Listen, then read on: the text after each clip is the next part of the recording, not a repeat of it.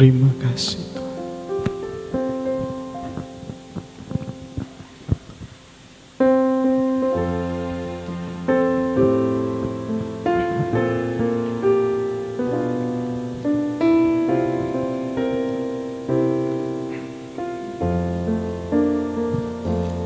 Kau sungguh indah tiada taranya, sungguh menakjubkan,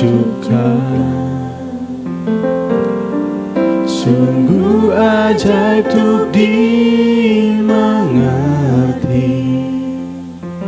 lebih dari semua yang ada. Hikmat-Mu tiada terselami, kasih-Mu dalam tak terduga. Kau sungguh indah tiada taranya, mulia dan berkuasa. Ku kagum hormat akan Engkau, ku kagum hormat akan Engkau. Kau Allah yang layak dipuji, ku kagum akan Engkau. Kita berdiri bersama-sama. Kau sungguh indah tiada taranya, sungguh menakjubkan, sungguh ajaib untuk dimengerti, lebih dari semua yang ada. Hikmat-Mu tiada terselami, kasih-Mu dalam tak terduga. Kau sungguh indah tiada taranya, mulia dan berkuasa. Ku kagum hormat, ku kagum hormat akan Engkau, ku kagum hormat akan Engkau. Kau Allah yang layak dipuji, ku kagum akan Engkau. Sekali lagi kita angkat pujian ini. Kau sungguh indah, kau sungguh indah tiada taranya, sungguh menakjubkan, sungguh ajaib untuk dimengerti, lebih dari semua yang ada. Hikmat-Mu tiada terselami, kasih-Mu dalam tak terduga. Kau sungguh indah tiada taranya, mulia dan berkuasa. Katakan ku kagum, ku kagum hormat akan Engkau, ku kagum hormat akan Engkau. Kau Allah yang layak dipuji, ku kagum akan Engkau, ku kagum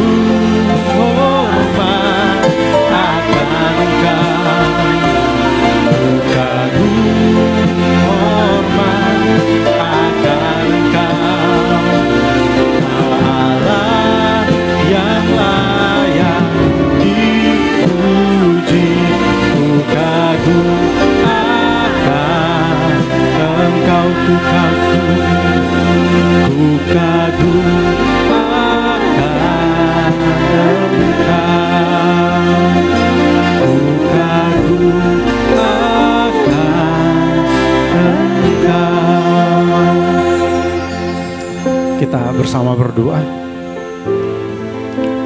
Bapa di surga, segala pujian, hormat, kemuliaan hanya bagimu. Engkaulah Allah kami, Engkaulah Allah yang telah menjadikan kami, Engkaulah Allah yang telah menyelamatkan kami. Kami ada di tempat ini Tuhan, itu semua karena Engkau. Terima kasih untuk kesempatan dan waktu yang telah Engkau berikan kepada kami. Saat ini ya Tuhan, kami menyerahkan rangkaian ibadah kami ini, biarlah Tuhan tuntun dari awal hingga pada akhirnya, biarlah berjalan seturut dengan kehendak-Mu. Apa yang kami lakukan hari ini adalah untuk memuliakan Engkau Tuhan. Terima kasih, kami berdoa juga untuk rekan-rekan kami yang mungkin masih dalam perjalanan atau dalam persiapan menuju tempat ini. Tuhan sertai mereka tiba di tempat ini dengan selamat. Terima kasih, terima kasih. Ini doa kami mulaikan ibadah kami. Di dalam nama Tuhan Yesus Kristus kami mengucap syukur. Puji Tuhan. Amin. Silakan duduk. Sekali lagi saya sapa semuanya. Shalom. Ya, salam sejahtera untuk kita semua. Biarlah kita senantiasa semangat di dalam beribadah kepada Tuhan. Kita senantiasa tetap bersyukur karena kita tahu apa yang kita lakukan seperti yang kita lakukan hari ini adalah untuk menyenangkan hati Tuhan. Kita tidak mampu untuk membalas apa yang telah Tuhan nyatakan kepada kita, tetapi dengan hal-hal yang demikian kita lakukan dapat menyenangkan hati Tuhan. Mari kita memuji Tuhan dengan satu pujian, Manis Kau Dengar.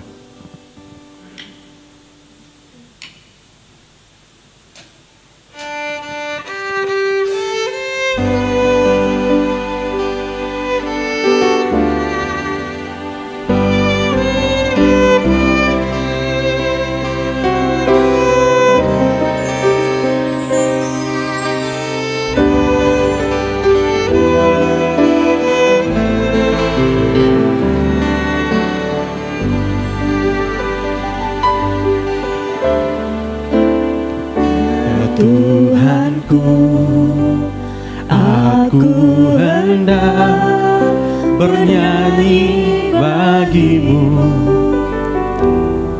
selama aku hidup. Ya Allahku, aku hendak bermazmur bagimu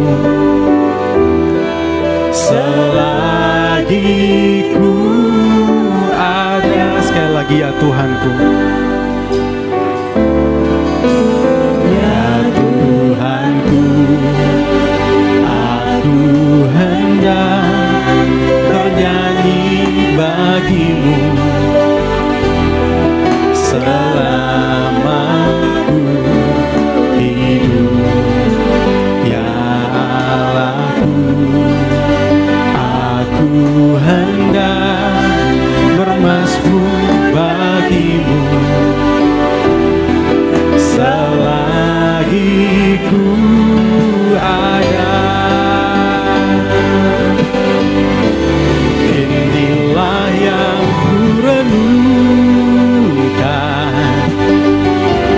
setiap waktu, nyanyian pujian dan pengagungan kepadamu.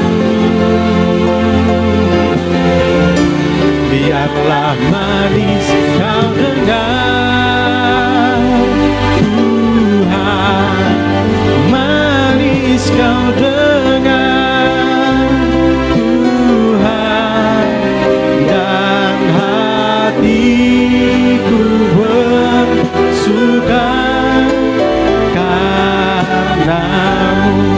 Sekali lagi ya Tuhanku. Ya Tuhanku, aku hendak bernyanyi bagimu selama ku hidup. Ya Allahku, aku hendak bermazmur bagimu selagi ku ada. Inilah yang ku renungkan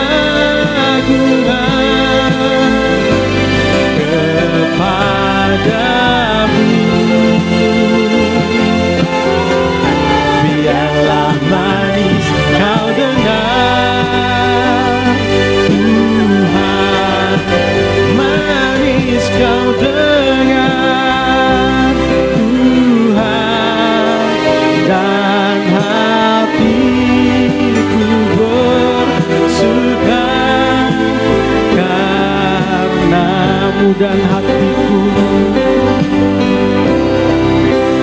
dan hatiku bersuka, dan hatiku bersuka, dan hatiku bersuka karenamu. Amin. Seperti pujian ini, biarlah hati kita senantiasa bersuka cita karena Tuhan, karena kebenaran, bukan karena hal-hal yang lain. Memang dunia bisa menawarkan hal-hal yang begitu bagus, begitu indah, tetapi tidak ada yang menyaingi apa yang kita terima dari Tuhan. Mari kita bersuka cita bersama-sama. Kita angkat satu pujian sukacita, datanglah kebaiknya. Kita bangkit berdiri bersama-sama.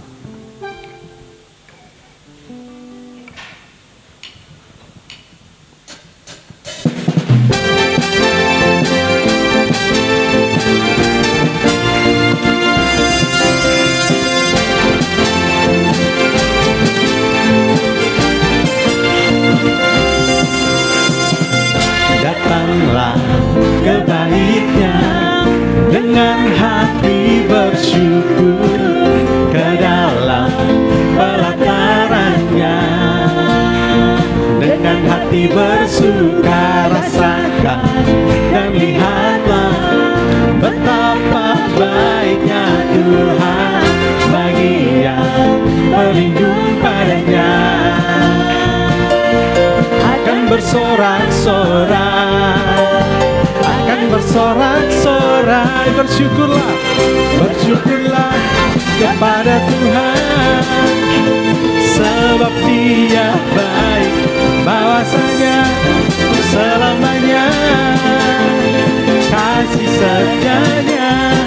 Bersyukurlah kepada Tuhan, sebab Dia baik, bahwasanya untuk selamanya kasih setianya. Sekali lagi. Amin.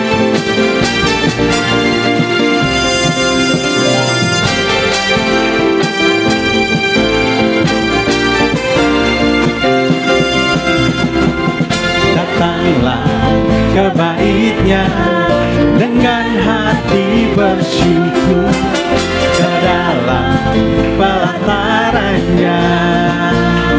Dengan hati bersuka rasakan dan lihatlah betapa baiknya Tuhan bagi yang berlindung padanya. Akan bersorak-sorai, akan bersorak-sorai. Bersyukurlah, bersyukurlah kepada Tuhan, sebab Dia baik, bahwasanya untuk selamanya kasih setianya. Bersyukurlah kepada Tuhan, sebab Dia baik, bahwasanya untuk selamanya kasih setianya. Sekali lagi kita akan pujian ini. Datanglah kebaiknya dengan hati bersyukur ke dalam pelatarannya. Dengan hati bersuka rasakan dan lihatlah betapa baiknya Tuhan bagi yang berlindung padanya. Akan bersorak-sorai, akan bersorak-sorai. Bersyukurlah kepada Tuhan, sebab Dia baik, bahwasanya untuk selamanya kasih setianya. Bersyukurlah kepada Tuhan, sebab Dia baik, bahwasanya untuk selamanya kasih setianya. Sekali lagi kita akan pujian ini. Datanglah kebaiknya dengan hati bersyukur ke dalam pelataran bersuka, rasakan dan lihatlah betapa baiknya Tuhan bagi yang berlindung padanya. Akan bersorak-sorak, akan bersorak-sorak, bersyukurlah kepada Tuhan, sebab Dia baik, bahwasanya untuk selamanya kasih setianya.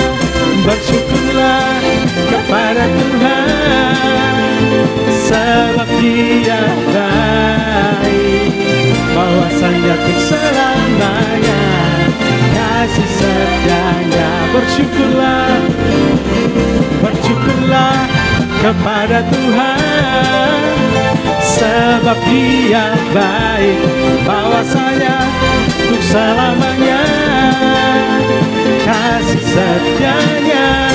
Bersyukurlah kepada Tuhan, sebab Dia baik, bahwasanya untuk selamanya kasih setianya.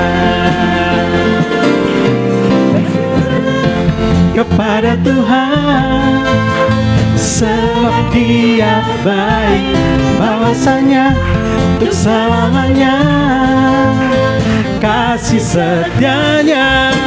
Bersyukurlah kepada Tuhan, sebab Dia baik, bahwasanya untuk selamanya kasih setianya.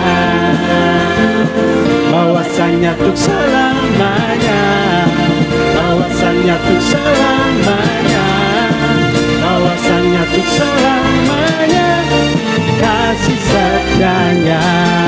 Amin. Silakan duduk kalau saudara sekalian.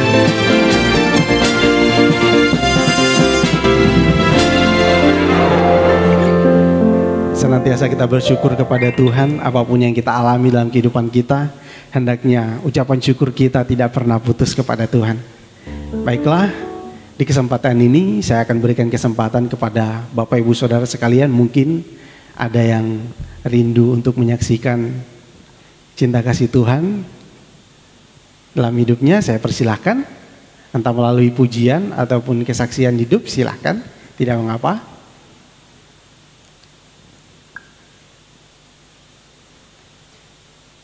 Oke, tidak ada. Kalau tidak ada, kita akan lanjutkan ibadah kita. Kita akan siapkan hidup kita untuk dilawat oleh kebenaran firman Tuhan. Kita mengangkat satu pujian, ku rindu setiap waktu, Engkaulah Tuhan, Engkaulah Raja.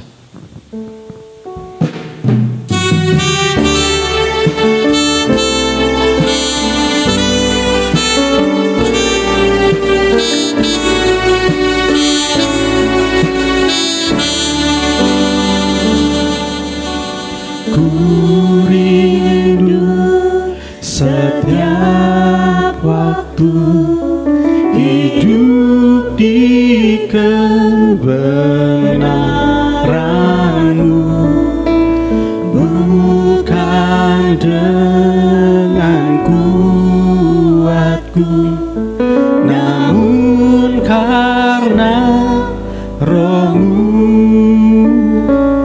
Yesus Kau yang ku pegang teguh. Engkaulah Tuhan, Engkaulah Tuhan, Engkaulah Raja, berdaulat atas hidupku, ku berserah penuh.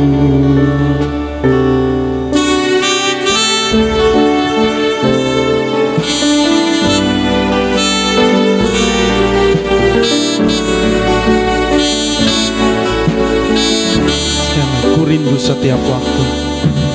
Ku rindu setiap waktu hidup di kebenaran.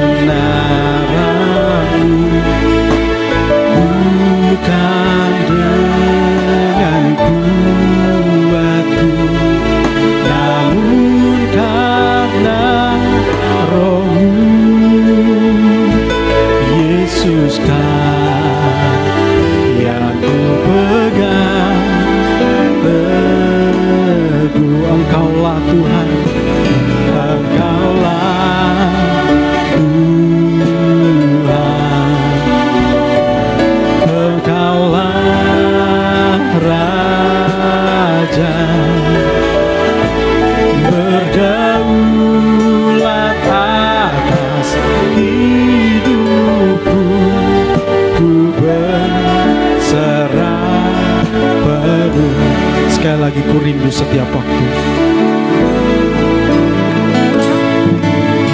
ku rindu setiap waktu hidup di kebenaran-Mu, bukan dengan kuatku, namun karena Roh-Mu, Yesus kan yang ku pegang teguh. Engkaulah Tuhan, kita berdiri bersama-sama. Engkaulah Tuhan, katakan Engkaulah Raja kami. Engkaulah Raja berdaulat atas hidupku, ku berserah penuh. Engkaulah Tuhan. Pelayanan selanjutnya silakan kepada Bapak Gembala.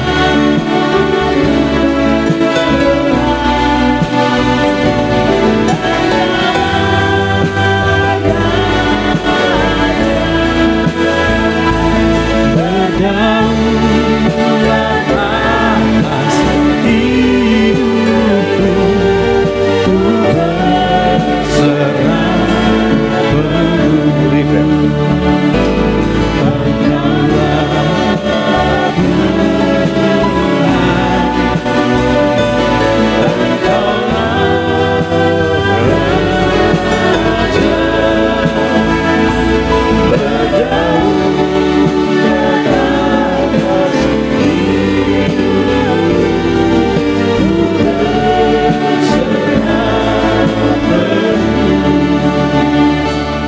Tuhan, Engkaulah yang memiliki kedaulatan atas setiap kehidupan manusia.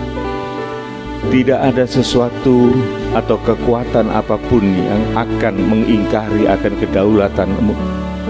Tetapi Engkau juga memberikan kebebasan kepada manusia untuk menentukan jalan hidupnya, untuk memilih apa yang dikehendaki. Oleh sebab itu Tuhan, di dalam keadaan yang semacam ini, kami menyadari kami membutuhkan firman-Mu, supaya pilihan kami tidak lepas dari segala rencana-Mu, tidak melanggar kedaulatan-Mu. Kami perlu firman yang mengarahkan, yang membimbing kehidupan kami, supaya kami menyenangkan hati Tuhan. Terima kasih untuk waktu pagi ini yang Engkau kembali membawa kami ke dalam rumah Tuhan, untuk bersekutu dengan Engkau dalam firman-Mu, supaya ada keubahan demi keubahan dalam hidup kami ini, dan kami boleh menerima kemuliaan ilahi selagi kami hidup di dunia ini, bahkan sampai pada kehidupan di kekekalan nanti. Terima kasih Tuhan. Urapi kami semua dengan kuat kuasa Roh Kudus-Mu. Kuasai kami semua, pikiran, perasaan, dan tindakan kami, supaya kami boleh berhasil di dalam mengikuti ibadah ini. Dalam nama Tuhan Yesus Kristus, kami sudah berdoa. Amin. Amin. Silakan duduk Bapak Ibu.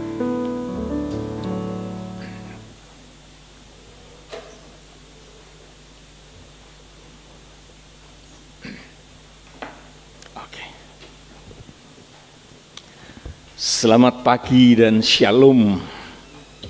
Selamat pagi dan shalom. Shalom, ya.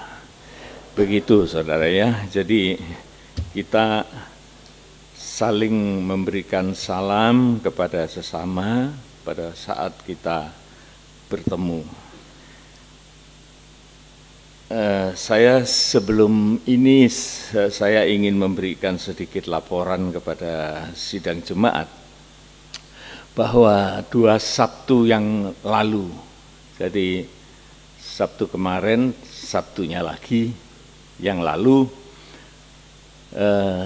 GPT Lumajang telah berhasil dengan pertolongan Tuhan untuk mendapatkan seorang pimpinan ketua kaum muda.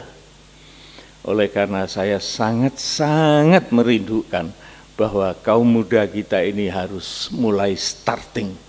Jangan pasif, tetapi mulai terbentuk dan ada suatu, katakanlah suatu tatanan, suatu organisasi yang nantinya akan berkembang dan bertanggung jawab atas gerakan yang dijalankan oleh kaum muda.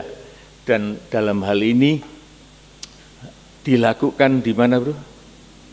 Di Saujana. Ada, kita bikin suatu kebaktian terbuka dan pemilihan itu dilakukan dan telah ditentukan bahwa Saudara Sigit, lengkapnya siapa? Sigit Martono, ya, Saudara Sigit Martono sebagai ketua kaum muda. Dan selanjutnya, ya boleh tepuk tangan, ya. Dan selanjutnya dari Saudara Sigit sebagai ketua, beliau nanti yang akan menentukan struktur organisasinya. Mungkin ada penasehatnya, mungkin ada wakilnya, mungkin ada bendaharanya dan anggota dan lain sebagainya. Nanti biar akan ditentukan oleh ketua. Oleh karena ini suatu kebebasan bagi seorang yang diberi tanggung jawab supaya tidak ada intervensi yang mempengaruhi, biar mereka bergerak dengan bebas. Itu maksud saya, saudara ya. Dan saya yakin bahwa maksud manusia saya itu harus sejalan dengan maksud Tuhan. Jadi kalau kita punya maksud di luar Tuhan, itu pasti nanti akan mengalami banyak sandungan dan kegagalan. Namun saya yakin bahwa maksud kita boleh kok menyatakan sesuatu, boleh. Ya, tadi dalam doa saya katakan Tuhan itu berdaulat, kita memilih. Ya, Tuhan Yesus sendiri pada waktu di Getsemani dia milih. Kalau bisa Bapa lewatkan cawan ini daripadaku. Tapi ternyata itu tidak sejalan dengan maksud Bapa. Sekalipun itu yang diminta, tetapi Allah menyatakan kedaulatannya bahwa Yesus harus menjalankan misi penebusan. Jadi boleh, saudara nggak usah takut-takut meminta sesuatu, memohon sesuatu kepada Tuhan. Katakan apa yang saudara ingini, tetapi dengan suatu tanggung jawab bahwa apa yang saudara ingini itu sesuai dengan kehendak Tuhan. Ya, jadi dalam hal ini saya juga sangat mengingini supaya ada gerakan kaum muda yang bisa mendukung sidang jemaat ini. Oleh karena mereka itulah sebagai pelanjut dari sidang jemaat. Puji Tuhan. Sekarang kita akan memeriksa firman Tuhan, saudaraku, tetapi akan saya kaitkan selalu dengan peristiwa pembentukan kaum muda ini. Kita baca di dalam 2 Timotius 2. 2 Timotius 2 ayat yang pertama dan seterusnya. Panggilan untuk ikut menderita. Ya, jadi seorang pemimpin itu saudara ya, supaya saudara Sigit juga tahu dan nanti juga para pembantu penolongnya itu tahu bahwa panggilan saudara sekalian ini bukan hanya seneng-seneng tok, tetapi ada tanggung jawab, yang tanggung jawab itu juga bisa merupakan suatu penderitaan. Tetapi masalahnya itu jangan berhenti sampai di situ. Masalahnya itu kita harus mengerti bagaimana penderitaan ini harus dilalui, kan begitu. Jadi jangan kita menolak penderitaan, oleh karena penderitaan itu belum tentu sesuatu yang mencelakakan, belum tentu, saudaraku. Tapi suatu penderitaan bahwa kita yang disertai oleh Tuhan, kita akan keluar sebagai pemenang. Itu yang lebih penting. Jadi kita jangan menolak. Tadi malam saudaraku, saya mengikuti secara live streaming dari kebaktian kaum muda perdana di tempat ini setelah COVID yang dipimpin oleh pendeta muda Hari. Saya mendengar firman Tuhan itu, saya sangat-sangat bersyukur. Oleh karena apa? Pesan dari firman Tuhan itu mengatakan kita itu jangan lepas dari salib Kristus. Kalau kita ini lepas dari salib Kristus, sudah, kita ini tidak ada harganya, saudaraku. Kita tidak akan bisa melintasi segala macam pencobaan dan penderitaan itu. Oleh karena kita tidak punya patron. Jadi tongkat estafet itu merupakan juga tongkat kuasa yang diberikan kepada kita anak-anak Tuhan sebagai kuasa pengampunan, kuasa penebusan. Itu luar biasa. Siapa sih kita ini? Kita ini sebetulnya, aduh saudaraku, kalau mau ya kita bisa lihat itu di dalam Ulangan ya, Ulangan pasal yang ke-9. Kita mampir di sana lebih dahulu. Ulangan pasal 9. Kita baca mulai ayat yang ke-4. Kita lihat perjalanan Israel itu sebetulnya siapa sih? Dia tidak terlalu istimewa amat kok, saudara. Tidak ada keistimewaannya. Tetapi dia berpaut kepada Tuhan. Dan dia menjadi pemenang. Itu pun masih ada tambahannya, saudaraku. Dia tidak hebat amat. Coba kita baca saja itu. Ulangan 9 ayat yang ke-4. Janganlah engkau berkata dalam hatimu, apabila Tuhan Allahmu telah mengusir mereka dari hadapanmu. Kalau musuh Israel itu lari dikalahkan oleh Israel, ya. Terus karena jasa-jasakulah Tuhan membawa aku masuk menduduki negeri ini. Jangan ngomong bahwa aku ini yang hebat, yang berkuasa, yang dipakai oleh Tuhan untuk menang atas segala musuh-musuhku. Jangan, saudaraku. Mengapa? Coba lanjutkan. Padahal karena kefasikan bangsa-bangsa itulah Tuhan menghalau mereka dari hadapanmu. Iya, karena apa? Karena bangsa-bangsa yang dikalahkan Israel itu melawan Allah. Sedangkan Israel itu cuma cukup dia itu percaya kepada Tuhan, maka dia diberi kemenangan.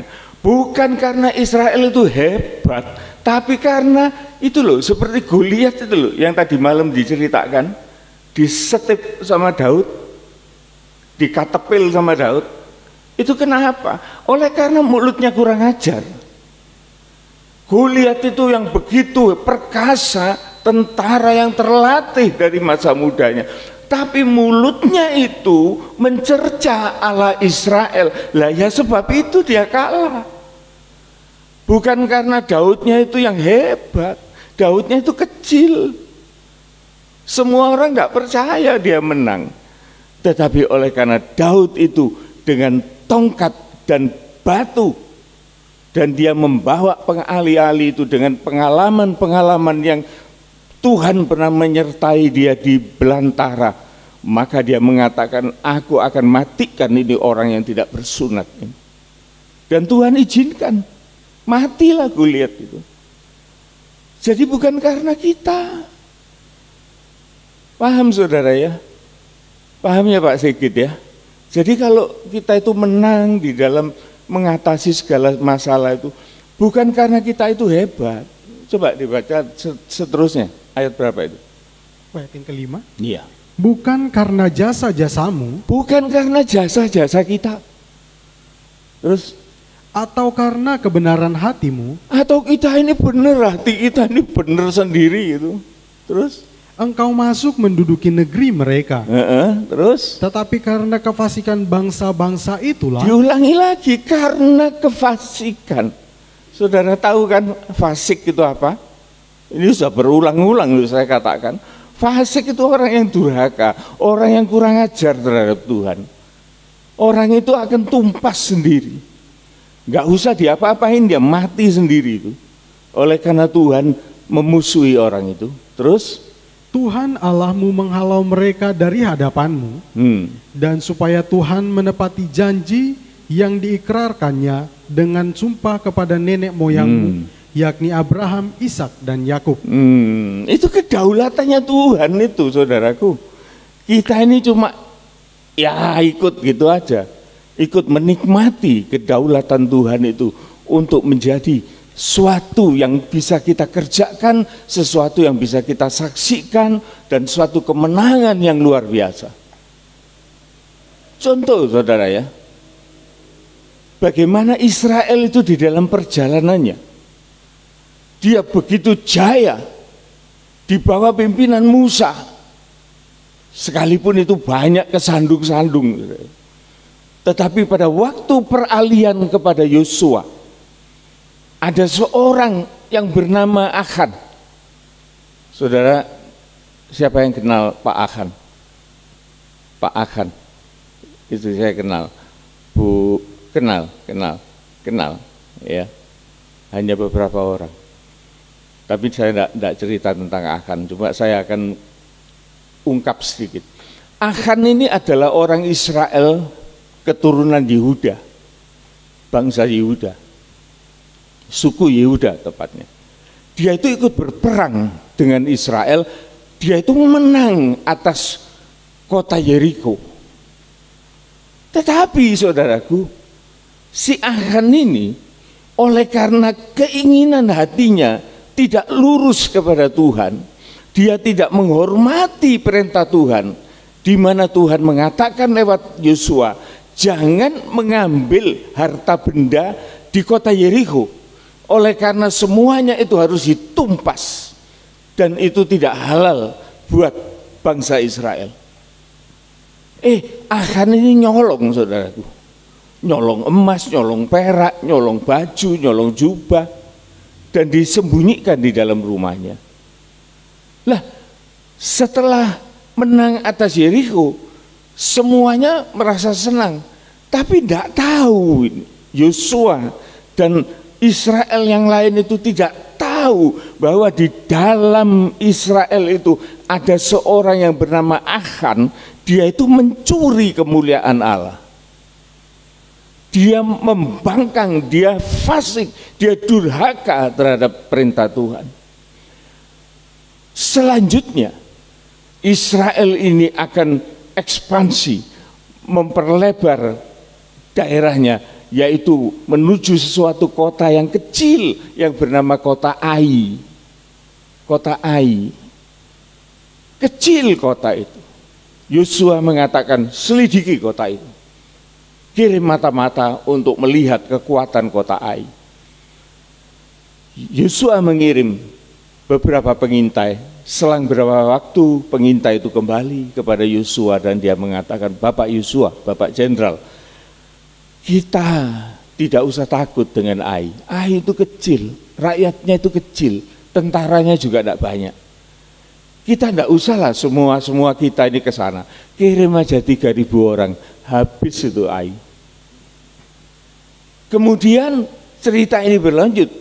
Yosua percaya kepada utusan itu dan dia mengutus 3.000 tentara untuk perang terhadap Ai. Saudara tahu apa yang terjadi? Pada waktu Israel ini menyerbu Ai, dengan tidak terduga Allah meninggalkan Israel. 3.000 orang tentara Israel itu pada waktu berhadapan dengan Ai, dengan tentara yang kecil. Tentara Israel ini kehilangan kemampuannya dan dia tidak bisa berperang sama sekali. Bahkan dikejar-kejar oleh tentara Ai yang cuma sedikit itu. Bahkan mati 36 orang dan seterusnya, dia dikejar sampai jauh dari kota Ai. Yosua pada waktu mendengar itu, dia kaget setengah mati. Dia mengatakan, Tuhan, apa yang terjadi ini?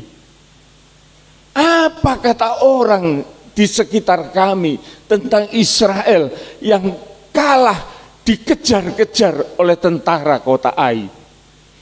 Kalau hal ini sampai terdengar di sekitar tempat ini, suku-suku bangsa lain yang di sekitar Kanaan ini, maka mereka akan membunuh, akan menghabisi Israel. Bagaimana ini Tuhan? Apa yang harus kukatakan? Ini Yosua, saudaraku, sebagai seorang pemimpin, dia harus punya kewaspadaan. Dia jangan sampai lepas dari kuasa pengampunan pemakaian Tuhan. Jangan lepas dari berita salib itu. Oleh karena dengan kekuatan salib itu, kita berdamai dengan Tuhan. Dan Tuhan itu berdamai dengan kita. Kalau kita ini damai dengan Tuhan, saudaraku, siapa lawan kita? Anak sekolah minggu itu tahu nyanyian itu. Siapakah lawan kita? Tidak ada. Ya, ya, saudara Mission, ya ngajari ya itu ya. Jadi kalau kita ini berdamai dengan Tuhan, kita akan mengalami kesulitan banyak, saudaraku, kesukaran. Tetapi selama salib itu, pengampunan itu ada pada kita dan kita hargai, dimanapun kita berada, Tuhan menyertai kita. Dan justru orang-orang yang kita kalahkan itu adalah orang-orang yang dipilih oleh Tuhan untuk dihancurkan karena dia memusuhi Tuhan. Dan akhirnya, saudaraku, Yosua bertanya kepada Tuhan, apa ini Tuhan? Bagaimana saya harus menyelesaikan masalah ini? Dan Tuhan mengatakan kepada Yosua, soter, bagi-bagi jemaat Israel, satu persatu dari suku mereka harus menghadap Allah di bait suci, di tabernakel. Dan akhirnya, saudaraku, pilihan Tuhan tidak akan luput. Dan Tuhan menentukan seorang yang bernama Achan, seorang suku Yehuda. Dan Yosua tanya kepada Achan, betulkah kamu melakukan sesuatu? Dan mengakulah kepada Tuhan. Tapi terlambat, saudara. Seharusnya Achan ini mengaku pada waktu mula-mula. Tetapi setelah tangan Tuhan menuju kepada dia, maka Yosua mengatakan, mengakulah. Pada akhirnya Yosua juga, Achan juga mengaku bahwa dia telah mencuri barang-barang di Yeriko. Dan itu fatal, saudaraku, fatal. Dia, Achan, anak istrinya, rumahnya, seisi rumahnya, dilempari batu, dimatikan di depan bangsa Israel. Jangan sampai, saudaraku, bahwa misi yang diberikan oleh Tuhan kepada kita semua ini, yang khususnya juga untuk kaum muda, bahwa Tuhan menyertai engkau dan Tuhan memberikan kemampuan yang luas kepadamu dengan syarat bahwa kemenangan itu bukan karena kalian ini hebat. Makanya ada orang yang mengatakan, oh saudara hebat, kalian ini hebat. Loh, nanti dulu, kenapa kita mengatakan kalian ini hebat? Orang hebat, yang hebat itu Tuhan. Jangan kita memberikan sugesti begitu saja kepada orang, kamu hebat. Loh, nanti dulu dia itu hebatnya karena apa? Apa betul dia hebat? Tidak, saudaraku, karena firman Tuhan memberitahukan kepada kita, kehebatan itu hanya milik Allah yang dianugerahkan kepada kita supaya kita menampakkan kehebatan Allah itu dalam perjalanan hidup kita. Ya. Banyak, saudaraku, cerita-cerita di dalam perjanjian lama. Ini baru soal Achan. Juga pada waktu pimpinan Musa, waktu Israel keluar dari Mesir dan dia berhadapan dengan tentara Moab, seorang raja Moab yang bernama Balak bin Sipor, dia melihat Israel itu menang dan menang dan menang, sehingga dia merasa kecut hatinya melihat Israel itu mendekati negaranya. Kemudian Balak bin Sipor ini, dia tahu bahwa dia itu kalah, dan kemudian dia memanggil seorang paranormal yang bernama Bileam. Paranormal ini disewa oleh Raja Balak untuk mengutuki Israel. Di dalam cerita itu, saudaraku, Bileam ini mengambil satu posisi yang sangat strategis. Dia naik ke atas puncak-puncak gunung sampai 3 kali, dan dia melihat barisan Israel dari kejauhan, dan dia tidak mau melihat Israel itu secara keseluruhan, tetapi dia melihat Israel itu di bagian ujung-ujung. Hati-hati loh saudaraku di dalam perjalanan hidup ini. Oleh karena iblis itu mengincar kita bukan saat kita kumpul di dalam gereja. Iblis itu muak melihat kita kalau di gereja, karena kita saling menguatkan. Tetapi pada waktu kita di rumah, pada waktu kita bekerja, pada waktu kita berpencar, di mana ujung-ujung Israel itu di dalam keadaan minoritas, iblis itu melihat, dan itu dia menggunakan kesempatan untuk mengutuki Israel.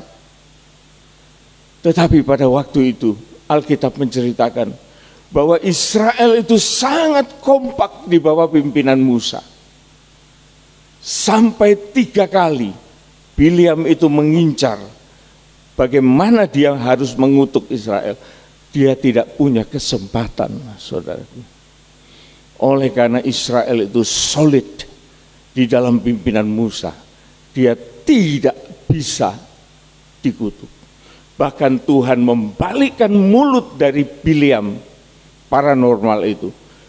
Dari mengutuk, dia memberkati Israel. Ini sebagai suatu contoh loh saudaraku, bagaimana perjalanan gereja Tuhan. Jangan kita lengah. Pastilah Tuhan itu memberi kemenangan. Bukan karena kita hebat, tetapi karena musuh kita itu memang lawannya Tuhan.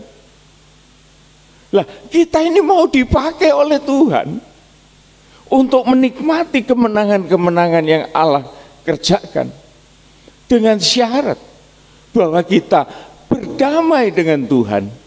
Melalui apa? Melalui salib Kristus. Melalui kematian dan kebangkitannya. Sehingga kemenangan itu ada di pihak kita. Ini beberapa contoh, saudaraku. Supaya kita jangan menghindari apabila ada suatu masalah di dalam kehidupan kita. Manusia tidak akan lepas dari masalah, saudaraku. Tetapi lebih penting dari masalah itu ialah bagaimana cara kita mengatasi segala masalah. Kan itu. Jangan seperti orang yang begini, saudaraku. Saya tidak mau berada dalam masalah. Oleh sebab itu masalah itu harus menyingkir dari saya. Loh, ya ketunggale nek ngono. Apa hebatnya orang kayak gitu?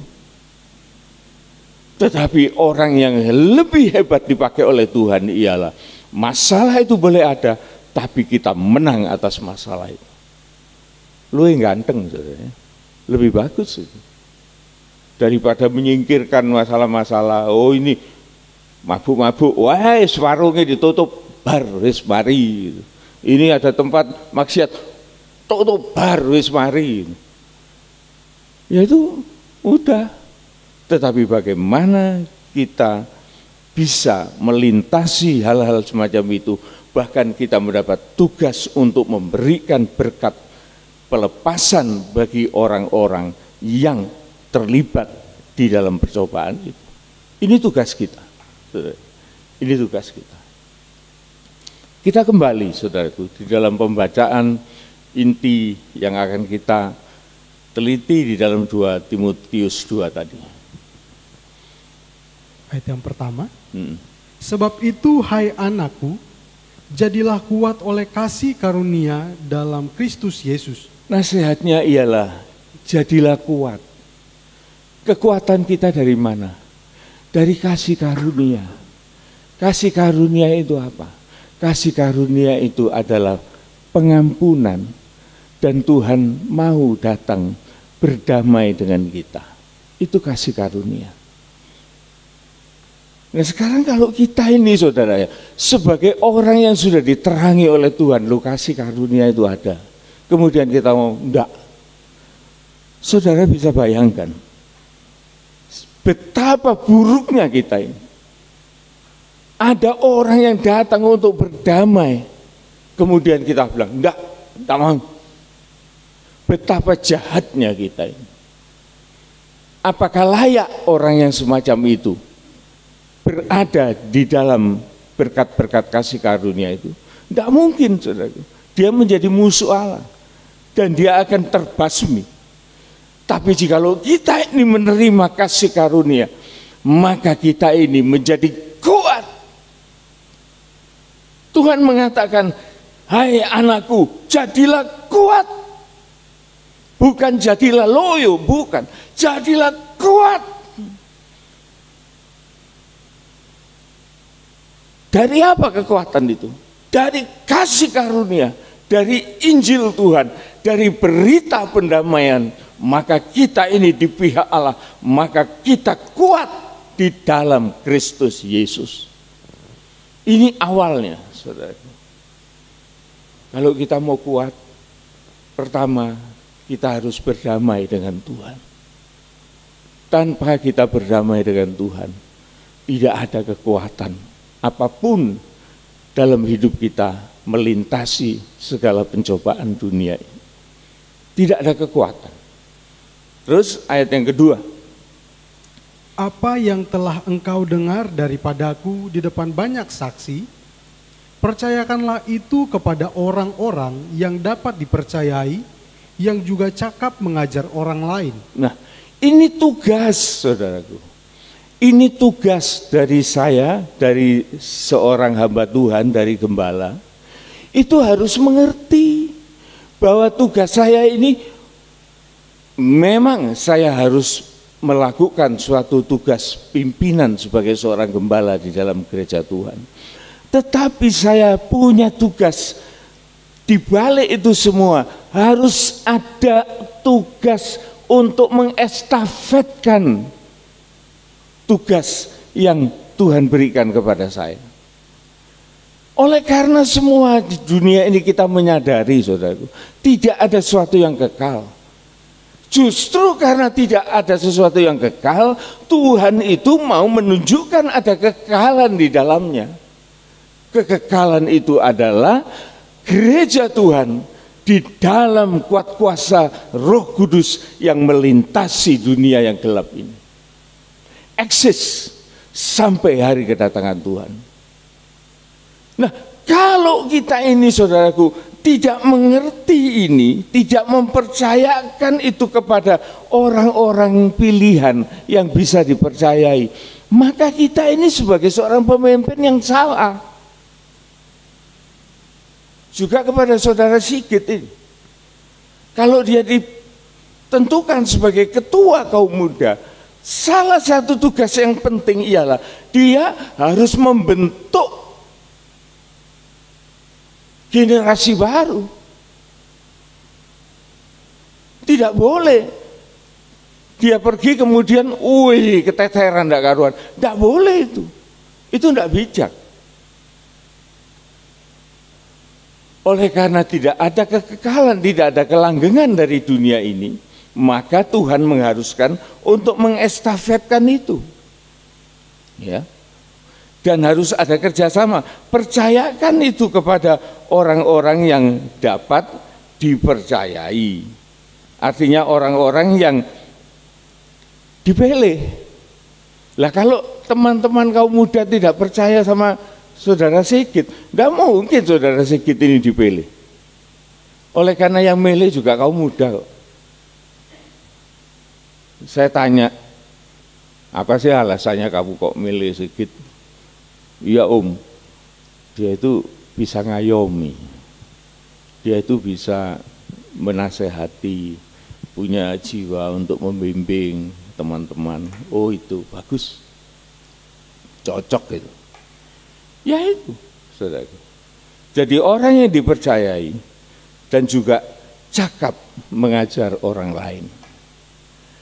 Seorang sebagai pemimpin, sebagai ketua sesuatu, sebagai gembala, dia harus punya kemampuan untuk mengajar. Ya. Tapi dalam hal ini, saudaraku, saya mau mengingatkan jemaat. Kita di dalam melayani Tuhan, kita itu perlu fleksibilitas. Jangan, orang Jawa bilang apa? Ngakai karpe dewi. Kalau bukan saya tidak bisa. Nah itu. Kalau sudah kayak gitu ciloko. Kita itu harus legowo. Seorang pemimpin itu harus legowo. Sekalipun dia itu banyak diberi karunia oleh Tuhan, tetapi kita itu sebagai pemimpin itu harus legowo. Harus mau memberi kesempatan kepada yang lain. Seperti tim sepak bola itu ya saudaraku, ada gelandang tengah, ada gelandang enggak ya, saya enggak ngerti itu sepak bola itu. Ya, ada yang penyerang, ada apa? Ada yang back dan lain sebagainya. Itu terbagi-bagi saudaraku. Lah kalau semua cuma tujuannya bikin gol semua, kalah saudaraku. Tidak punya strategi. Nganggo karpe dhewe, oh aku pokok iso melayu banter tak golno. Gak bisa saudara. Musuh itu juga ngerti caranya. Jadi kita harus kerjasama. Kalau kita sudah mendekati gawang, kita lihat kiri kanan. Oh teman saya itu lebih pinter loh itu. Lempar ke sana. Supaya masuk gol. Lah tapi kalau dia tahu ada yang lebih pinter, ada yang lebih mampu dari dia, dan kemudian dia ngomong, oh saya kok. Nah ini namanya tidak ada kerjasama. Di dalam tim yang semacam ini, porak-poranda tidak pernah menang. Apalagi pemimpinnya egois, kaptennya egois. Ada bola di kaki saya, gimana ya? Pegang, bawa lari keluar lapangan, dibawa pulang. Loh, pemainnya lah berhenti semua. Kalau ditanya, loh kok kamu bawa pulang? Mau apa kamu? Saya kaptennya kok. Mau saya buat bal-balan sama anak saya. Loh kan kacau balau. Oleh sebab itu perlu ada ketertiban. Cakap mengajar orang dan bisa dipercayai dan bisa menerima kepercayaan itu dengan disaksikan orang banyak, dengan disaksikan sidang jemaat. Ya. Nah, terus firman Tuhan ini berlanjut, saudaraku. Ada 3 kriteria dari sifat atau tabiat atau karakter dari orang-orang yang dipilih oleh Tuhan menjadi seorang yang dipakai oleh Tuhan. Ayat yang ketiga. Ikutlah menderita sebagai seorang prajurit yang baik dari Kristus Yesus. Terus? Seorang prajurit yang sedang berjuang tidak memusingkan dirinya dengan soal-soal penghidupannya, supaya dengan demikian ia berkenan kepada komandannya. Iya, saudara, ini memang ada 2 versi. Dua-duanya tidak salah. Oleh karena dua-duanya bisa dipertanggungjawabkan. Contoh, saudara, saya sebagai hamba Tuhan, full timer sebagai seorang gembala. Di dalam hati pikiran saya pada waktu saya menerima ini, saya berpikir bahwa saya tidak akan atau tidak punya kehendak atau keinginan untuk memberati gereja Tuhan. Oleh karena apa? Oleh karena saya sudah diberkati oleh Tuhan. Tuhan memberkati saya selama saya bekerja secara sekuler. Dan saya pernah bersaksi kepada sidang jemaat bahwa Tuhan memberkati saya lebih dari cukup. Saya tidak mengatakan saya kaya, tidak. Tetapi kalau saya harus mengatakan apa sih berkat Tuhan padamu, saya mengatakan cukup, cukup, cukup, lebih dari cukup. Itu saya mau mengatakan. Sehingga pada waktu saya menerima pekerjaan Tuhan secara full timer, saya bukan mengecilkan sidang jemaat atau mengecilkan Tuhan, tidak. Tetapi justru saya bersyukur kepada Tuhan, saya sudah menerima banyak dari Tuhan. Dan saya berdosa kalau saya tidak melaksanakan apa yang saya angan-angankan pada masa muda saya. Terus terang saudaraku, di dalam kehidupan saya itu membagi 3 dalam masa hidup. 20 tahun awal adalah masa untuk belajar, sekolah dan lain sebagainya, belajar. 21 sampai 40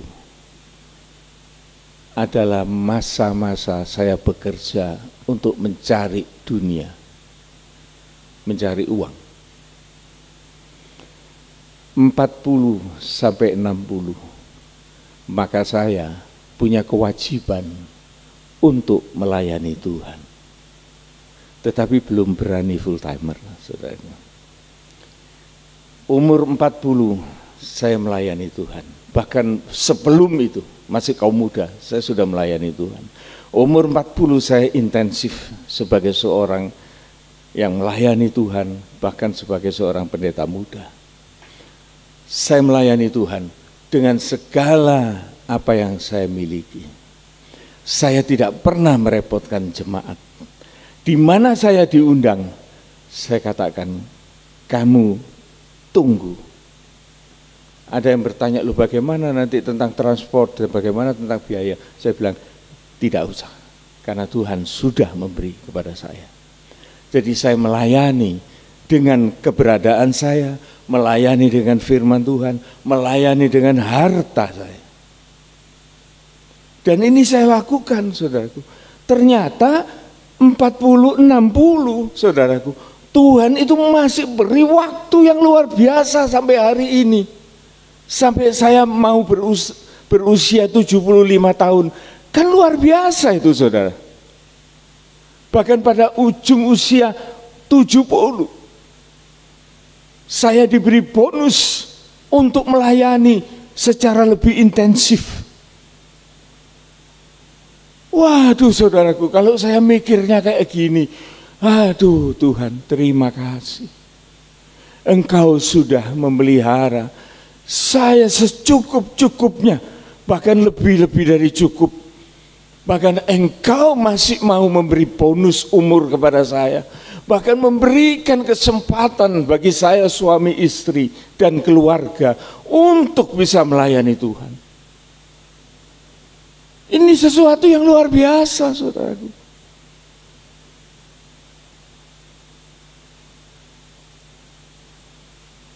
Ini yang harus kita kerjakan.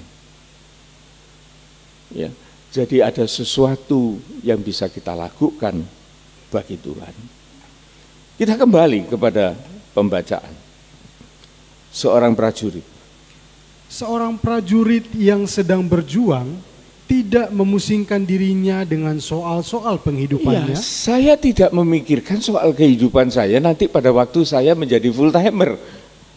Ya supaya kita bisa mengerti lah. Tetapi Tuhan itu kan punya rencana kan beda, saudaraku. Kan hati manusia itu maunya gitu. Tapi kalau kedaulatan Tuhan mengatakan kamu tidak boleh menyombongkan diri. Saya sering berunding dengan istri saya, gimana ya? Ini gimana? Kita terima apa enggak? Ini gimana ini? Kita ini sudah dicukupkan oleh Tuhan. Kita ini sudah diberi oleh Tuhan. Masa kita harus Istri saya mengatakan, kalau kamu tidak mau merendahkan diri, merendahkan hatimu, maka kamu bisa dicap orang sombong. Saya mengerti itu. Oleh sebab itu, saudaraku, saya sangat berterima kasih melalui sidang jemaat. Sidang jemaat telah menunjang kami, suami istri, dengan kehidupan yang layak. Justru orang-orang yang super sibuk di antara sidang jemaat yang memberi kami makan, yang memberi kami kecukupan pakai. Bahkan tadinya saya memikirkan, saya kontrak rumah saja. Sidang jemaat telah menyediakan satu tempat tinggal yang cukup representatif, cukup baik, cukup bagus. Saya waktu masuk di dalam rumah itu, saya tidak memikir saya harus tinggal di sini. Tetapi saya perhatikan, ya masih lebih bagus inilah daripada hotel. Ada dapurnya, ada tempat cuci, ada tempat jemur, ada tempat masak dan lain sebagainya, ada kamar yang cukup rapi dan bagus. Jauh lebih bagus dari hotel. Dan saya enjoy berada di situ. Ini saudaraku, yang membuat kita ini berlatih menghadapi perubahan-perubahan hidup. Seorang prajurit, dia harus bisa beradaptasi dengan cepat. Dia bisa berakomodasi dengan cepat untuk penyesuaian diri. Matikan rasa-rasa kebanggaan, kesombongan, supaya kita boleh merasakan juga kemuliaan Tuhan di dalam kehidupan kita. Ini kriterianya. Dengan demikian, seorang prajurit itu memperkenan kepada komandannya, menyukakan kepada komandannya. Terus ayat yang kelima. Seorang olahragawan hanya dapat memperoleh mahkota sebagai juara apabila ia bertanding menurut peraturan-peraturan olahraga. Seorang olahragawan itu harus seorang yang suka berlatih. Dia harus menjaga stamina dan kesehatan dirinya. Dan lebih dari itu, saudaraku, pada waktu dia masuk gelanggang, maka dia harus menjadi seorang yang sportif. Seorang yang tahu aturan. Tahu cara main yang betul, tidak main kasar, tidak curang, supaya ia tidak didiskualifikasikan oleh wasit yang memimpin pertandingan itu. Perhatikan, sebagai seorang pemimpin, dia juga sebagai seorang olahragawan secara rohani, maka harus ada sportivitas. Demikian juga dari saudara Sigit. Harus ada sportivitas di dalam memimpin sesuatu perjalanan tim yang akan saudara pimpin. Pakai sportivitas dan juga peliharakan kesehatan mental, spiritual, fisik, supaya kita boleh menjadi contoh dan melayani Tuhan dengan cara baik. Ya. Olahragawan. Kemudian ayat yang ke-6. Seorang petani yang bekerja keras haruslah yang pertama menikmati hasil usahanya. Jadi dia yang harus menikmati hasil usahanya. Petani. Petani itu adalah satu profesi yang berani, gamble. Dia berani membuang benih itu. Dia tidak tahu itu akan tumbuh atau tidak, tapi dia percaya itu akan tumbuh. Saya teringat peternakan ya, udang itu misalnya Bu Ana itu. Saya dulu sering bergaul dengan petani tambak. Saya lihat mereka tuh membuang makanan itu untuk udangnya. Saya pikir, waduh, beraninya orang ini. Itu enggak murah loh saudara ya. Udangnya itu enggak kelihatan loh, kecil-kecil, enggak kelihatan mata. Tapi setelah berapa bulan baru kelihatan nongol udang itu. Senengnya itu ya, waktu disebarkan makanan itu, mereka meloncat-loncat. Tapi udang itu makannya enggak kayak ikan loh, dia makan di dasar. Kalau ikan itu umpan yang mengapung dia saut, tapi kalau udang itu makannya diem-diem. Tapi kalau dikasih jaring itu saudara ya, makanan ditaruh jaring, diturunkan, pada waktu jaring itu diangkat, kelihatan udang itu mulai menampakkan diri. Itu petani saudaraku, penuh dengan pengharapan. Coba kita lihat di Yakobus 5 mengenai petani ini. Yakobus 5 ayat yang ke-7.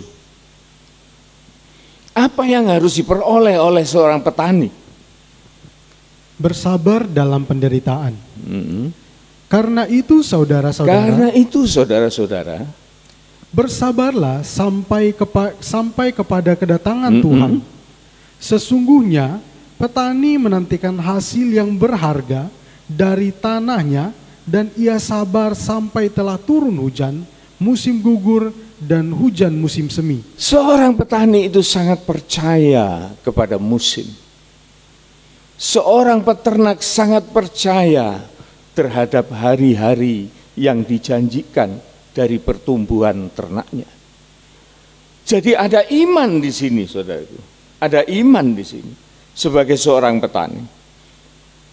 Seorang petani, kita kembali ke 2 Timotius 2 tadi, mengatakan seorang petani itu mau bekerja keras dan harus dia yang pertama berhak untuk menikmati hasil usahanya.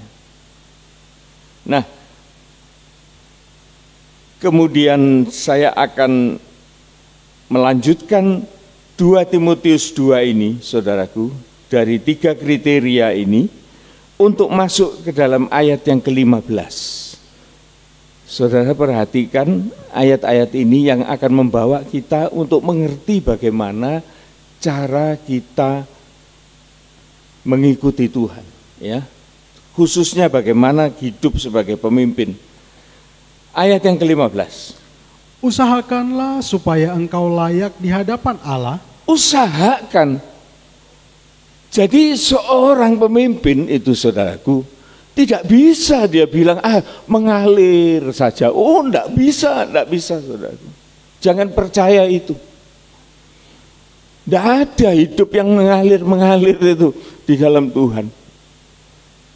Itu keliru, saudaraku. Tuhan tidak suka orang itu kalau tidak punya kemauan. Tuhan itu tidak suka kalau manusia itu tidak punya pilihan. Ya sudah, pokoknya ngalir aja. Enggak bisa. Nanti kalau gagal, Tuhan yang nyuruh kok. Tidak bisa. Manusia harus punya pilihan, harus tegas di dalam hidupnya. Tuhan punya kedaulatan. Kedaulatan itu jangan dilanggar. Tapi pilihan itu manusia wajib untuk memilih. Tuhan tidak mau menciptakan robot-robot, tetapi Tuhan mau menciptakan manusia seutuhnya, satu teladan dengan Allah. Allah itu adalah Allah yang merdeka, Allah yang bebas. Maka manusia diberi kebebasan untuk memilih. Kan orang kan sering tanya, ngapain kalau manusia itu kok sampai berdosa? Kenapa? Waktu Hawa itu makan buah, boyo ditampel supaya tidak dimakan. Kan enak manusia tidak berdosa. Enggak, saudaraku. Allah bukan itu. Kamu mau makan. Tapi aku kasih tahu kedaulatanku begini. Taat enggak kamu? Enggak taat, tanggung resiko. Tapi dibalik tanggung resiko itu dipikul oleh Allah itu sendiri. Oleh karena manusia itu diciptakan oleh Allah, maka Allah itu bertanggung jawab. dan dia mau datang untuk menyelesaikan masalah manusia. Kalau kita ngerti ini, saudaraku, kita itu tidak sulit terima Tuhan. Tidak ada Tuhan yang seperti itu.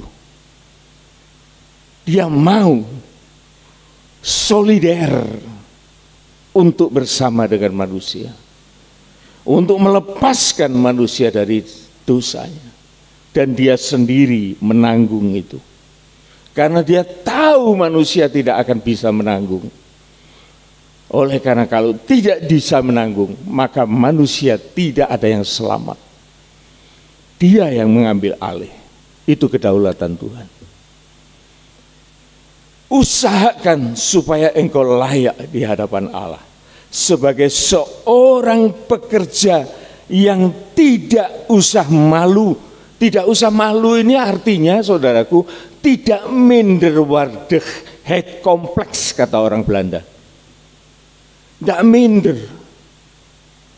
Tetapi kita ini tahu bahwa kita ini adalah utusan, adalah duta dari Tuhan.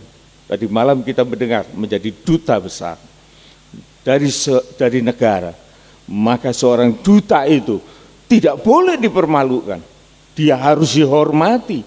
Dia sebagai wakil representatif dari negara, dari kerajaan. Kita ini representatif dari kerajaan Allah. Tidak usah minder. Di sini diterjemahkan tidak usah malu. Dan berani berterus terang untuk memberitakan kebenaran tentang Tuhan. Kita semua ini punya tugas, saudaraku. Paling tidak kita ini pemimpin, memimpin diri kita sendiri. Dan kalau kita ditunjuk sebagai pemimpin, maka kita memimpin banyak orang. Sikap seorang pemimpin telah kita lihat dari firman Tuhan. Selama kita menghormati Tuhan, maka kita ini juga ada di tempat yang terhormat. Ya. Kemudian kita lihat ayat yang ke-19. Tetapi dasar yang diletakkan Allah itu teguh. Fondasi dari Allah itu adalah suatu yang teguh. Terus. Dan meterainya dan ialah. Bermeterai dengan rohnya yang kudus. Apa itu meterainya? Tuhan mengenal siapa kepunyaannya. Tuhan itu tahu siapa kita ini. Utusan yang ditentukan oleh Tuhan, Tuhan kenal dia, ya. Tahu kepunyaannya. Terus, dan setiap orang yang menyebut nama Tuhan hendaklah meninggalkan kejahatan. Iya. Jadi orang yang menjalankan tugas-tugas dari Tuhan, dia harus hidup meninggalkan segala kejahatan. Kejahatan yang paling jahat itu adalah mulut kita. Hati-hati. Oleh karena apa yang kita katakan itu sulit untuk dicabut. Apa yang kita katakan itu bisa melukai orang yang sulit untuk disembuhkan.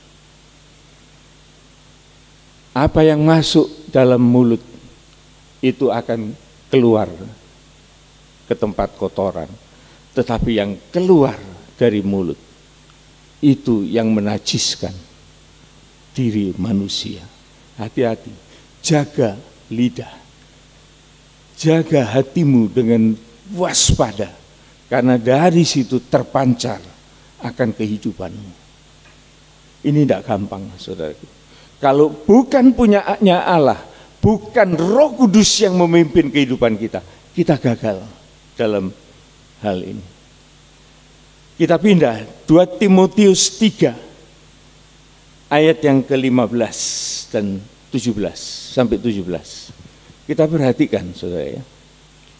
Ingatlah juga bahwa dari kecil engkau sudah mengenal kitab suci yang dapat memberi hikmat kepadamu dan menuntun engkau kepada keselamatan oleh iman kepada Yesus, kepada Kristus Yesus. Iya. Ini saudaraku mengatakan Jangan orang yang baru. Oleh karena orang yang baru itu mudah digoyah oleh iblis dan jatuh dalam dosa kesombongan. Dari kecil, saya percaya Saudara Sigit, engkau sudah mengenal Yesus. Dan di sana Tuhan melengkapi engkau untuk segala tulisan yang diilhamkan Allah. Memang ada manfaatnya untuk mengajar, untuk mengoreksi kesalahan, menyatakan kesalahan, untuk memperbaiki karakter, dan untuk mendisiplinkan orang di dalam kebenaran. Ayat 17 mengatakan, dengan demikian tiap-tiap manusia kepunyaan Allah dilengkapi untuk melakukan perbuatan baik. Paham saudara ya? Jadi Tuhan mau memakai kehidupan kita untuk melakukan perbuatan-perbuatan kebajikan. Selalu saya ingatkan bahwa kebajikan itu harus pertama-tama kita lakukan kepada diri kita sendiri. Ini bukan egois, saudaraku, tetapi ini kebenaran. Bagaimana kita mau berbuat bajik kepada orang lain, sedangkan kita jahat terhadap diri kita sendiri, jahat terhadap istri kita sendiri, jahat terhadap keluarga kita? Tak mungkin. Tetapi kebaikan itu harus mengajar kita terlebih dahulu, memperbaiki karakter kita lebih dahulu, saudaraku, untuk menyatakan kesalahan kita dulu. Artinya kebaikan yang harus kita kerjakan itu pertama itu di dalam kehidupan kita. Apa sih kebajikan itu? Kebajikan utama, saudaraku, ialah kembali lagi kita harus berdamai dengan Tuhan. Kita harus bertobat, harus melakukan suatu penghargaan atas kuasa salib itu. Kalau itu sudah menjadi patokan hidup kita, maka kita ini, saudaraku, mempunyai kelengkapan yang lengkap, selengkap-lengkapnya. Untuk apa? Untuk melakukan kebajikan kepada orang-orang lain. Ini, saudaraku, rahasia seorang hamba Tuhan yang Rasul Paulus tekankan kepada muridnya Timotius, orang muda itu, supaya kita berangkat dewasa dan kita tahu apa yang harus kita lakukan sampai pada hari tua kita, sampai pada hari akhir kita. Ada estafet. Saya berharap, saudaraku, pada nanti perkembangan ini akan muncul pemuda-pemuda, orang-orang yang punya perhatian kepada Tuhan, orang yang punya beban untuk melayani Tuhan. Tidak gampang, saudara. Jangan kita pikir, saya mau. Enggak. Kalau Tuhan tidak mau, ya kita sampai kapanpun tidak mau. Tidak bisa. Ya. Tapi kita harus punya rencana, saudara ya. Jangan awur-awuran.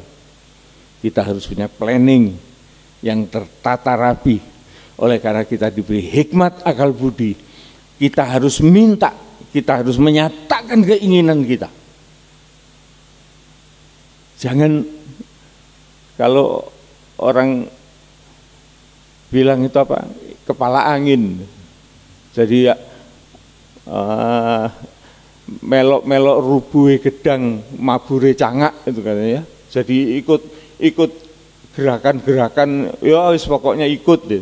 Enggak, kita harus punya planning. Planning kita ini apa? Harus kita mulai dari mana? Ya. Gereja ini mau jadi apa? Itu harus kita punya planning. Ada jarak pendek, ada jarak sedang, ada jarak panjang. mau apa. Ya, bukan mau gini-gini toh, karena saya tahu gereja yang betul itu saudara ya, gereja yang punya kegiatan keluar itu loh, itu baru gereja. Bisa berbuat baik untuk siapapun juga. Sampai di sini saudaraku, saya sharingkan, mudah-mudahan di lain kesempatan ini bisa bersambung dan sangat menarik saudaraku, sangat menarik. Dan kita akan menjadi mengerti rencana Tuhan dalam kehidupan kita. Sementara ending dari firman Tuhan pagi ini ialah Tuhan melengkapi kita untuk melakukan perbuatan-perbuatan baik. Tuhan tahu kita ini ada miliknya dan dimeteraikan dengan Roh Kudus. Perbuatan baik yang kita lakukan adalah untuk hidup kita, keluarga kita, intern kita, baru kita bisa berbuat baik kepada orang lain. Perbuatan baik itu sudah saya jelaskan pada waktu pertemuan di kebaktian Padang, ya, bahwa satu, masih ingat apa bro? Satu, perolehan, ya, perolehan. Kita tidak mau kerja, saudaraku, kalau kita ini tidak oleh apa-apa. Percaya saudara. Ayo, kalau kita dikatakan oleh Tuhan, tidak ada surga, tidak ada neraka, mau ke gereja? Malah apa? Tujuan hidup, tidak ada, mati, selesai. Kayak orang ateis, mau ikut Tuhan? Tidak mau. Diakui sebagai anak-anak Tuhan, tidak ono sing ngakoni, tidak mau. Sebagai warga kerajaan surga, tidak ada warga negara yang mati ya sudah selesai, tidak mau. Tidak aman. Lalu apa melok Tuhan tidak aman? Tidak ada kebahagiaan. 5, hilang satu saja, orang tidak mau kerja, orang tidak mau ke gereja. Lah, saudara kalau mau berbuat kebajikan, ingat itu. Yang mau gitu itu bukan diri kita sendiri. Orang lain juga mau 5 itu. Sehingga dalam hal ini kita harus adil. Adil. Kalau kita mau, maka orang lain itu juga membutuhkan. Lah inilah yang dinamakan keadilan, kebaikan. Ya. Oke, mari kita menyanyikan sebuah nyanyian, melayani, melayani.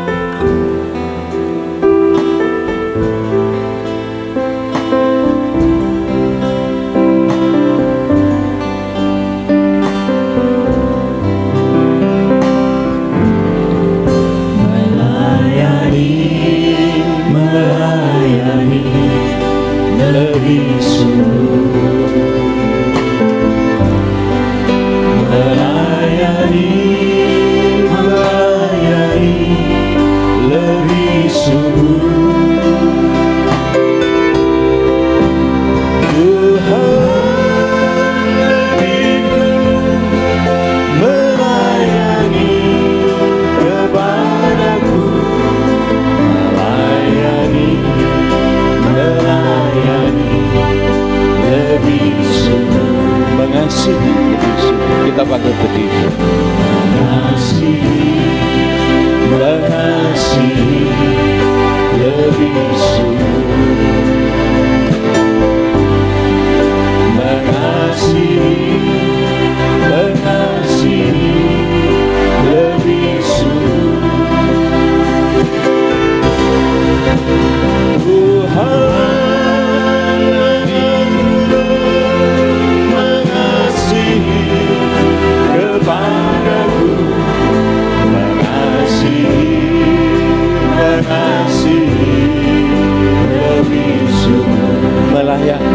Saya minta saudara Sigit untuk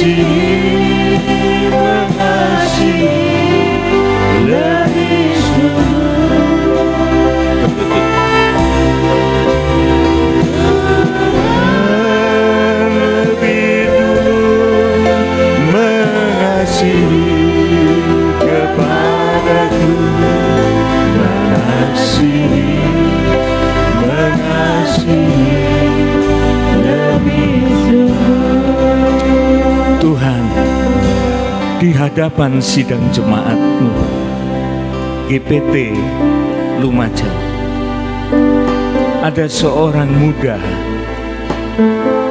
yang bernama Sigit di hadapan hamba-Mu sebagai seorang gembala sidang. Tuhan, Engkau telah mempertemukan kami di tempat ini, dan Engkau telah menentukan pilihan-Mu kepada saudara Sigit untuk menjadi pimpinan atau ketua kaum muda di gereja setempat. Izinkan Tuhan, hamba-Mu ini menumpangkan tangan kepada saudara Sigit di dalam nama Tuhan Yesus Kristus. Engkau dipakai oleh Tuhan. Engkau sudah mendengar firman tentang rencana Tuhan dalam hidupmu, dan engkau akan diberi kekuatan sebagai milik kesayangan Tuhan. Engkau diberkati dan jadilah berkat bagi sesamamu, bagi kaum muda. Bahkan engkau membawa jiwa-jiwa yang tersesat, oleh karena menjadi tugasmu ialah engkau menjadi teladan bagi umat Tuhan, menjadi teladan bagi sidang jemaat. Oleh karena tidak seorang pun akan meremehkan engkau oleh karena masa mudamu, tetapi akan melihat kemajuan rohani yang engkau miliki. Di dalam nama Tuhan Yesus Kristus, turunlah berkat Roh Kudus atasmu. Engkau akan menjadi bijak, engkau akan menjadi orang yang berwibawa di dalam menjalankan tugas-tugasmu. Dalam nama Tuhan Yesus Kristus, hamba mohonkan semuanya. Terima kasih Tuhan, terima kasih Tuhan. Engkau juga memberkati sidang jemaat ini yang telah melihat tindakan-tindakan yang tengah berlaku, supaya sidang jemaat ini juga menunjang segala rencana-rencana yang sesuai dengan rencana Allah, dan gereja ini boleh menjadi berkat bagi sesama. Dalam nama Tuhan Yesus Kristus kami sudah berdoa. Amin, amin, amin. Ya, selamat bertugas. Tuhan menemukan seorang muda bernama Sigit, ya. Tuhan memberkati.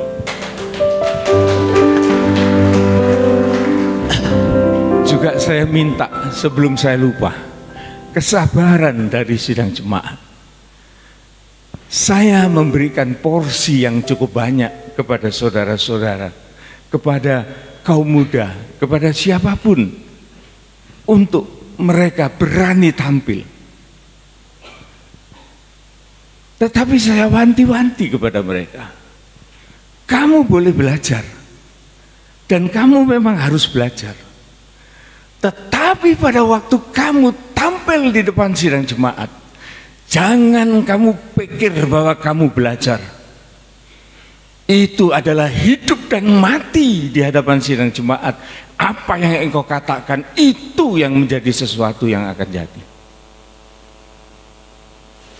Dari dulu saya sebagai seorang yang melayani Tuhan, saya akui saya belajar. Bahkan sampai saat ini saya tidak putus di dalam hal belajar. Tetapi pada waktu saya di balik mimbar, saya tahu hidup atau mati saat saya memberitakan firman Tuhan. Tidak ada belajar-belajar. Ya dan amin. Untuk itu saudaraku, saya minta sidang jemaat bisa mengerti planning, dan saya berikan kepada kesempatan kepada mereka.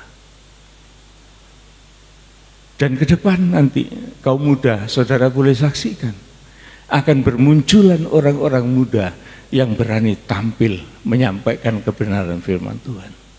Puji Tuhan. Ada pengumuman?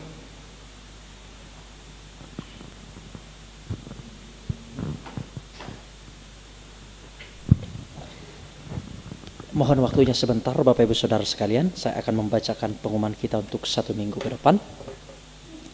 Ibadah kita berjalan seperti biasa. Semua sudah berjalan secara tatap muka, baik itu ibadah doa, ibadah PA, ibadah kaum muda, ibadah sekolah minggu maupun ibadah raya.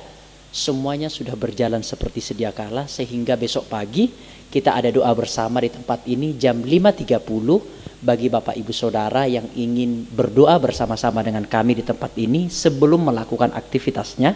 Mari berdoa bersama-sama dengan kami.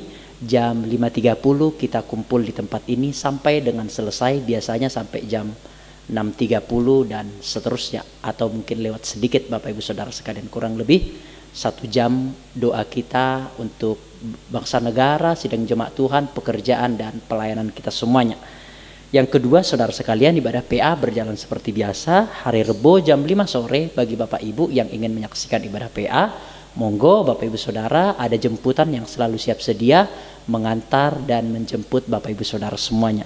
Yang ketiga juga ibadah kita yaitu ibadah kaum muda remaja hari Sabtu jam 5.30. Mengapa kami sepakati jam 5.30? Karena ada beberapa teman kita yang masih bekerja sehingga pulangnya itu jam 5 ngepres, sehingga kita rundingan bersama-sama beserta dengan Kosigit juga, sehingga kita menentukan waktu yang pas yaitu 5.30. Ada waktu prepare untuk anak-anak atau teman-teman kaum muda juga untuk mempersiapkan diri datang ke ibadah kaum muda. Yang keempat yaitu ibadah sekolah minggu berjalan seperti biasa jam 4 sore tante ya, jam 4 sore, dan ibadah minggu kita berjalan seperti biasa hari Minggu jam 8 pagi. Nah saudara-saudara sekalian, pengumuman kedua yang ingin saya bagikan bagi kita semua, Senin besok itu ada ibadah kaum wanita di tempat ini di GPT Lumajang, ibadah kaum wanita jam 5 sore. Ini persekutuan kaum wanita di Lumajang tante ya. Ya, persekutuan kaum wanita di Lumajang, dan kebetulan kita yang melayani. Monggo Bapak Ibu yang merasa dirinya wanita, monggo ikut bareng-bareng. Jikalau tidak ada yang menjemput, boleh hubungi saya pribadi, saya siap mengantar dan menjemput Bapak Ibu Saudara semuanya. Dan pengumuman yang terakhir bagi kita, saya akan memberitahukan siapa yang berulang tahun dan siapa yang ingin didoakan. Yang pertama, Tante Yance, selamat ulang tahun Tante. Tuhan Yesus memberkati dalam kesehatan, keluarga, pelayanan, dan cita-citanya atau harapannya ke depan. Tuhan Yesus memberkati. Dan juga Kak Ferry hari ini berulang tahun. Kak Ferry mana? Yang keberapa bro? 17 ya? Sisanya atau gimana? Oke. Ya kita satu lentingan sekarang bro ya. Ya. Selamat ulang tahun, Tuhan berkati dalam kesehatan, keluarga, segera menikah dan punya momongan Bapak Ibu Saudara ya, supaya ada anak-anak yang generasi di gereja GPT Lumajang ini. Oke. Dan juga adik Timi, anak dari Ibu Lydia, selamat ulang tahun juga. Dan juga adik Leon yang ulang tahun juga, anak dari Celisa ya. Ya, anak dari Celisa ya, selamat ulang tahun juga untuk semuanya. Tuhan Yesus memberkati. Dan Ibu Timbul yang akan berangkat besok malam ke Semarang untuk menghadiri pernikahan cucunya ya. Cucunya ya, nanti kita akan doakan bersama-sama. Dan pengumuman yang terakhir yang saya bagikan bagi kita semua, nanti ada latihan paduan suara untuk mempersembahkan pujian di ibadah kaum wanita. Hanya sebentar saja Bapak Ibu, satu lagu saja, dan juga lagunya sudah kita pelajari. Demikian pengumuman yang saya bagikan bagi kita semua. Terima kasih buat seluruh sidang jemaat yang selalu hadir, setia mendengarkan secara online maupun yang datang secara onsite di tempat ini. Tuhan Yesus memberkati kita semua dalam kesehatan, keluarga, dan pekerjaannya. Kita akan bangkit berdiri bersama-sama. Doa selanjutnya akan saya serahkan kepada Bapak Gembala kita.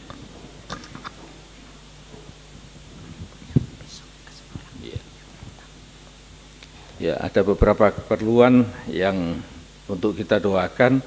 Perjalanan dari Ibu Timbul yang ke Semarang, ya, dan kemudian ada yang berulang tahun, yaitu istri saya sendiri, kemudian saudara Ferry, dan anak Temi dan anak Leon, ya. Mereka bersukacita di dalam ulang tahunnya, dan juga bagi saudara-saudara yang terganggu oleh sakit dan lain sebagainya, kita doakan mereka bersama. Bapa di dalam surga, sebelum kami meninggalkan tempat ini, kami membawa doa bagi nama-nama yang telah disebutkan dalam segala keperluan dan di dalam segala ucapan syukurnya yang melewati hari ulang tahunnya. Terima kasih Tuhan buat pemeliharaan Tuhan, tubuh jiwa roh kami senantiasa dikuduskan dan dipakai dan layak dipakai di hadapan Tuhan. Kami bersyukur Tuhan untuk kami boleh menikmati segala kemenangan dalam hidup ini, bukan oleh kekuatan gagah kami, tetapi oleh karena memang Engkau berkenan untuk semuanya ini. Tolong kami Tuhan, supaya kami tidak ingkar, supaya kami tidak berkhianat atau fasik dengan segala kemurahan dan kebaikan Tuhan yang nantinya juga akan merugikan kehidupan kami semua. Engkau telah mengingatkan kami lebih dahulu.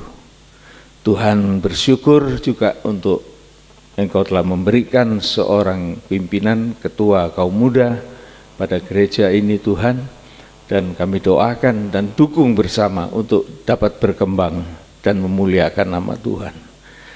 Segala rencana kami dalam ibadah kaum wanita besok, biar kiranya Tuhan Engkau tetap hadir dan Engkau tetap memberikan firman-Mu supaya boleh menjadi berkat bagi sidang jemaat yang akan hadir, dan dari manapun mereka datang, Engkau juga memberkati mereka.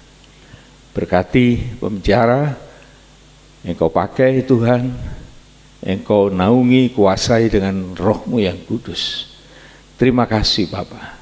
Saatnya kami mohon berkat Tuhan.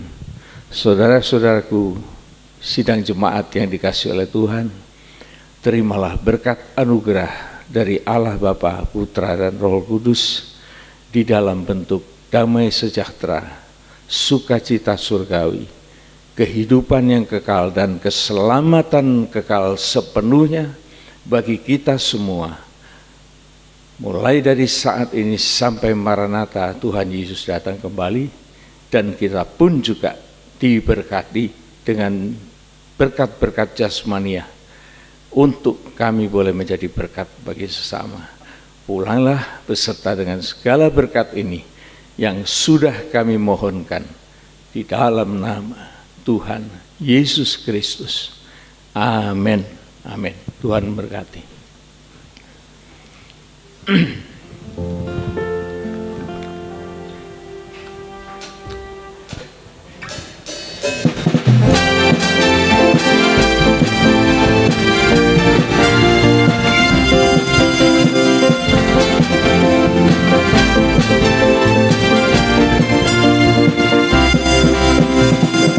Datanglah ke bait-Nya dengan hati bersyukur, ke dalam pelataran-Nya dengan hati bersuka rasakan, dan lihatlah betapa baiknya Tuhan bagi yang berlindung padanya.